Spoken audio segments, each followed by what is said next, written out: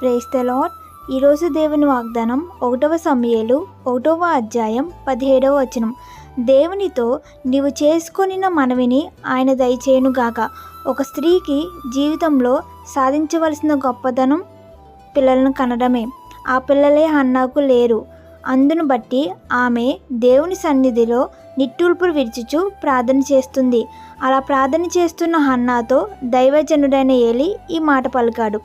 దేవుడు నీ మనవి వినాలంటే హన్నా వలె దేవునితో సరైన సంబంధం ఉండాలి. గొప్ప భారం నీలో ఉండాలి. విన్నపం స్పష్టంగా ఖచ్చితంగా ఉండాలి. నా ప్రియ సహోదరి సహోదరుడా, నీ కృంగుదలకు, మనోవిచారణకు, ఏడ్పుకు కారణం ఏదైనా సరే మనుషులకు చెప్పుకొనవద్దు. కేవలం నీ బాధలన్నీ ఎరిగి నీపై జాలి కలిగి నీ ప్రార్థనలను వినగలిగే నిజ దేవుడైన యేసుక్రీస్తునకు మాత్రమే చెప్పుకొనుము.